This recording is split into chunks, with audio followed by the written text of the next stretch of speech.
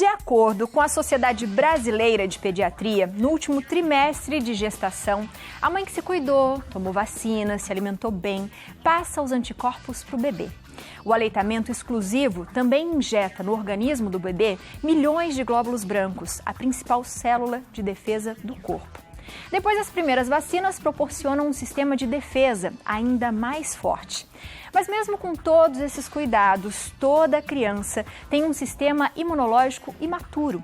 Por isso, é importante cuidar da imunidade dela, especialmente em tempo de coronavírus. Para explicar como é que isso é possível, eu recebo aqui no nosso estúdio hoje a pediatra a doutora Camila Terra. Doutora, seja bem-vinda ao nosso Santa Receita. Agora sim, cara a cara, que bom ter você aqui no nosso estúdio, doutora. Boa tarde a todos. Até que enfim a gente se conheceu presencialmente, né? Verdade, que bom. Tô com saudade de retornar aqui. Gostou da nossa casa nova? Adorei, ficou lindo. Ficou lindo? Muito colorido, tudo arborizado, tá lindo. Seja sempre bem-vinda, viu? Obrigada. Quando a gente fala em imunidade da criança, né, muita gente fala assim, mas a criança, ela é forte, né? A criança vai aguentar, mas ela tem um período que é um período que a gente tem que ficar bem atento. Quantos anos? Como que é isso, doutora? Pensando em imunidade, na verdade, a Biana, a criança menor de 2 a 3 anos, ela já tem o seu comprometimento. Né? Uma criança que está tendo os primeiros contatos com patógenos, ou seja, com os bichinhos, né? Com os vírus, bactérias, contato com pessoas, então ele vai formando aquela imunidade, a sua proteção ao longo desse tempo de vida. Tanto que é uma pergunta frequente, qual a melhor idade talvez para entrar numa escola, num berçário. Eu sempre falo que depende de cada situação e necessidade, mas se a gente fosse escolher a melhor idade, talvez acima dos 3 anos. 3 anos a gente conquista uma imunidade mais madura, né? Mas a gente sabe que os fatores de imunidade são vários que podem influenciar e desde a barriga, desde o intraútero, acontece, né? Então, a mãe que está gestante, que tem uma alimentação bacana, saudável, que pratica atividade física, que não está sendo muito submetida a um estresse importante, crônico, né? Mais persistente, isso diretamente influencia na imunidade do bebê, porque atua no microbioma, aqueles bichos, a microbiota intestinal, que hoje tanto se fala, né? Então essa imunidade do bebê começa com a mamãe, começa na com gestação. A mãe. Desde os hábitos maternos, desde a gestação, exatamente. Geralmente, quando o bebê nasce, né? E eu acho que ainda não sou mãe, mas sempre vejo as minhas amigas, né? Que falam que nasce uma mãe junto com quando nasce o bebê. Aí tem aquela preocupação de tomar friagem, né? De muito barulho. Isso confere mesmo? A gente tem que ficar atento na temperatura do bebê? Isso faz parte também? Esses cuidados, eles são cuidados com um bebê jovem, um bebê imaturo. Menores de 3 meses, a gente tem um cuidado mais peculiar.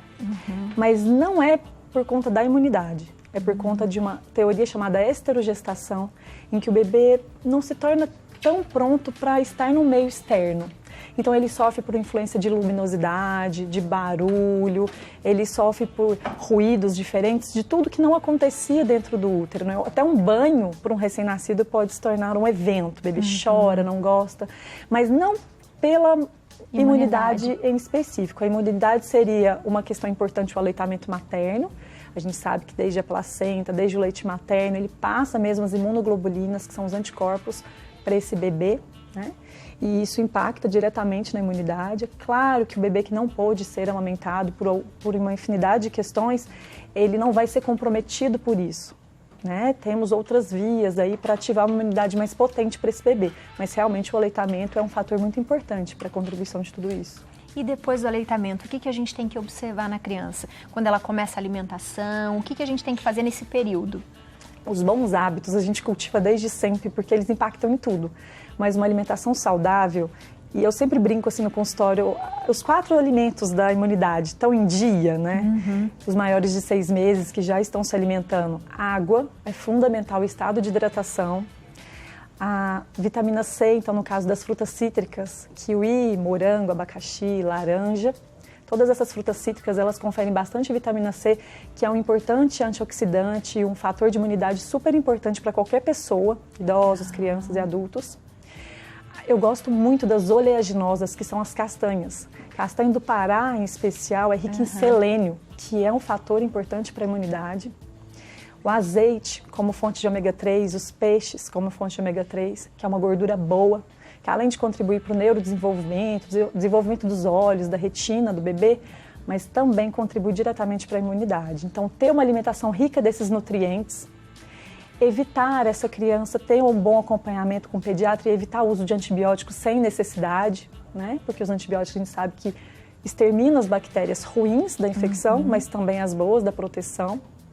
Então, com isso, né, mesmo que a criança fique resfriada e doentinha, ter um cuidado com o pediatra que já conhece, que já acompanha, para saber pontualmente a hora certa de tratar com antibiótico ou evitá-lo. A prática de atividade física, para todos nós ela é importante, mas para a criança, além do desenvolvimento da criança, as tentativas de prevenções de estresse, hoje a gente vai conversar muito, hoje em dia, assim, daqui para frente, depois de uma pandemia dessa, né, de estresse infantil, né, mudando toda a arquitetura cerebral, toda essa conformação de cérebro da criança por falta de estímulo, né, excesso de eletrônicos, aprisionamento, às vezes maus tratos, né, em muitas determinadas famílias a gente sabe que isso acontece.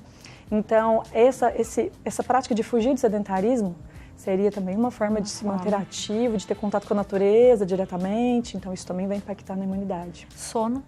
Muito. A questão do sono, a gente tem que ter um sono reparador. E as crianças chamam um pouco de atenção para as crianças que respiram pela boca, que tem uma rinite importante, que tem uma hipertrofia de adenoides, né? E que muitas vezes é só vista pelo médico, mas os pais mesmo em casa são crianças que roncam, eles podem perceber que algo não vai bem. Essas crianças não têm um sono reparador. Elas são sonolentas ao longo do dia. Esse sono ele pode influenciar também diretamente na imunidade. Então a gente tem que estar em equilíbrio. E esse equilíbrio ele precisa de todos esses pontos estarem em dia. Assim, eu falo que é difícil a gente ter tudo perfeito, mas tentar fazer o nosso máximo para ter um pouquinho de cada é a somatória perfeita. Né? A gente está passando umas imagens ali e a gente tem falado muito, principalmente agora na época de pandemia, sobre a vitamina D.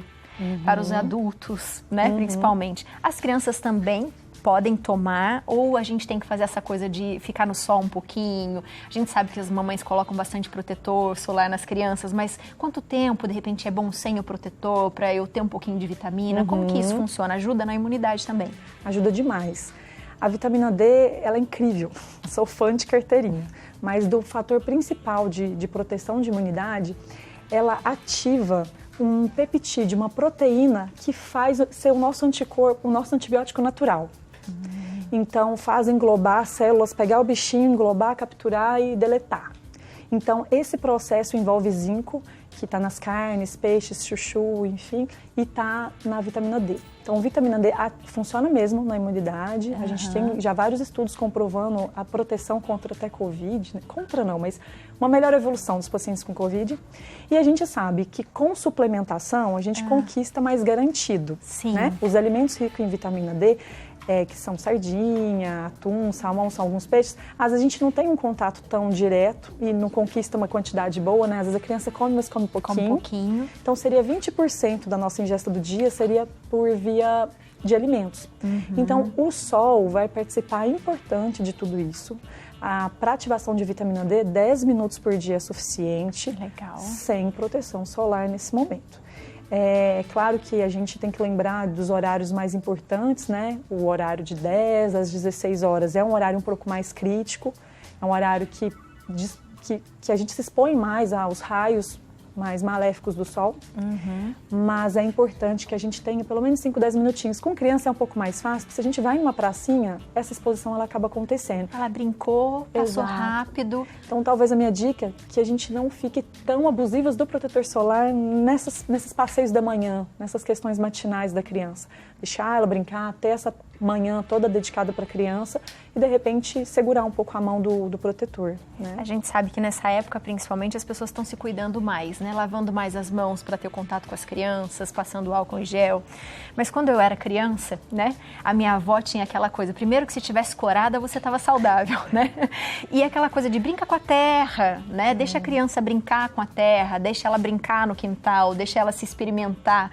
Isso é bom para a imunidade ou não? É ótimo. A teoria da higiene, isso é capítulo de livro, a teoria da higiene ela existe e quanto mais medidas a favor de uma higiene excessiva, mais chances de alergias essa criança tem. Então, a exposição às sujidades, né? A vitamina S da sujeira, ela é importante, além do experimento, da exploração da criança de texturas, de novidades, né? Porque para a gente brincar efetivamente, você tem que sentar no chão, colocar os pés na grama, na areia. Essas práticas, independente de pandemia ou não, a gente estimula, isso continua, isso não deve parar. A grande questão é que a gente precisa se preocupar com os cuidados de higienização de mãos, de repente na hora que toca no botão de elevador, quando está no meio público, né? Aí a gente tem um pouco de cuidados porque a gente está vivendo uma nova situação. Mas as brincadeiras e a sujeirada infantil continuam sendo super importante. Muito bom. A gente tem perguntas de WhatsApp. Eu vou primeiro para o WhatsApp e a gente vai ler junto aqui. Vamos lá para a nossa primeira pergunta, da Letícia, de Piedade, São Paulo. Boa tarde, meu sobrinho tem 2 anos e frequentemente tem inflamação de garganta. O que fazer para melhorar? Ótima pergunta, né? Na verdade, tem crianças que têm muita inflamação, é só uma inflamação, não é uma infecção. E isso não está relacionado à imunidade, tá? A questão, de repente, de uma faringite por gelados, por clima. Então, essa criança às vezes se expõe a uma bebida gelada, fica com o pé no chão e a mãe fala, ai, infeccionou a garganta. Na verdade, é só uma inflamação. Tem criança que tem uma amígdala, que são aquelas bolinhas da garganta que são bem aumentadas. Aí, o mínimo de aumento que acontece, a criança fica mais sintomática. Isso não tem a ver com a imunidade. Não tem relação com a imunidade. A gente sempre pensa nisso. Eu acho, a gente adulto também, eu às vezes fico pensando nisso, toma um ventinho, minha imunidade está baixa, porque eu já fiquei gripada. Não. Aí você fez uma crise de rinite. Provavelmente foi isso. Então é claro que a sua exposição a um frio, calor e uma alimentação ruim, a uma pouca ingesta de água, pode te deixar mais suscetível a uma infecção. Mas na maioria das vezes, os fatores de clima, eles descompensam alergias. Então, assim, a gripe e a pneumonia, elas não acontecem por um vento e nem porque tomou gelado à noite, sabe? Ou porque ficou com o rostinho lá na frente da geladeira. Mas provavelmente uma crise de rinite que vai ser sintomática, porque os sintomas são muito parecidos, entendeu? Mas os tratamentos e as condutas são diferentes. Agora, se for infecções de garganta, como a Letícia referiu, se for uma infecção de garganta bem recorrente, de repente essa criança tem uma amígdala enorme. E a nossa amígdala ela é um órgão de defesa, mas ela é tão grande que ela capta bactérias até demais. Então ela está sempre infeccionando. Vai ter que acompanhar mais a longo prazo, fazer uma investigação e de repente no futuro maior até ser indicado um tratamento cirúrgico, mas isso se caso continue depois dessas idades. Então de repente eu sugiro que faça um acompanhamento com o pediatra, revise todo o cardápio alimentar dessa criança, ver se a ingestão dos nutrientes estão adequadas, né? Isso é importante. Boa. Temos mais perguntas agora. Agora é do nosso Instagram? Não, aqui tem WhatsApp ainda, então vamos lá. Da Pamela, de Betim, Minas Gerais. Boa tarde, tenho gêmeos e o Emanuel está com diarreia já há 8 dias. E agora a irmã dele também começou a ter. O que fazer nessa situação? Certo. A Pamela pode ficar tranquila, que embora já tenha 8 dias, está fugindo um pouquinho da regra do esperado, que a gente fala que uma diarreia até 7 dias é bem aceitável, mas até 10 dias... A conduta dela pode ser até, muitas das vezes, não procurar um pronto atendimento de imediato se essa criança não tem febre, se essa criança não tem vômito associado, ela está conseguindo fazer a ingestão de líquidos, não está se desidratando, porque a gente tem perda pela diarreia de água, então a gente pode desidratar. Mas se essa criança está ainda com o apetite preservado, está tomando bastante líquidos, é importante que a Pamela ofereça mais líquidos que o habitual e não tem sangue nas fezes. São 3 fatores de gravidade que não tem, teoricamente ela não precisa ficar tão angustiada. Mas se essa diarreia passar de 10 dias, essa criança vai começar a ter uma intolerância à lactose temporária.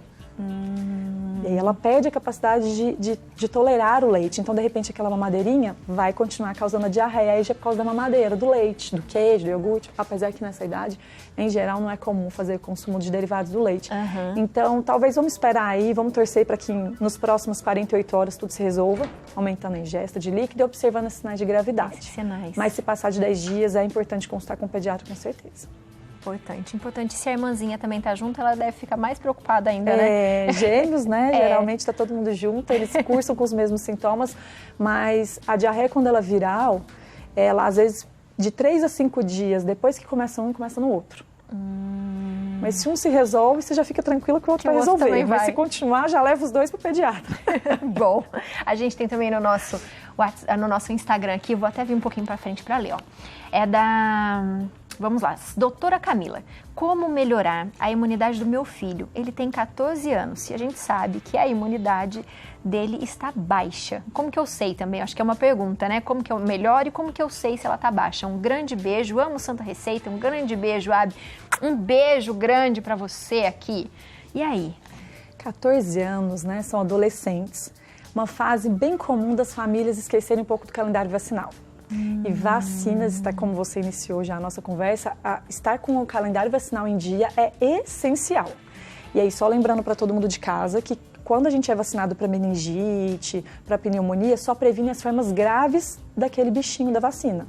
Então, a gente pode ainda sim ter doenças, mas não de uma forma grave que curse com mortes ou sequelas. O adolescente, ele é bem negligenciado por um tempo do pediatra.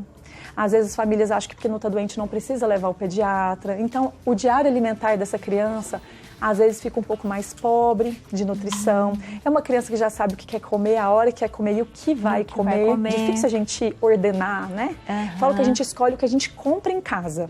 Então, a gente tendo bons alimentos em casa, ele pode explorar a prateleira e a geladeira que ele quiser e dali ele escolher. Mas é uma idade um pouco mais difícil desse controle da alimentação.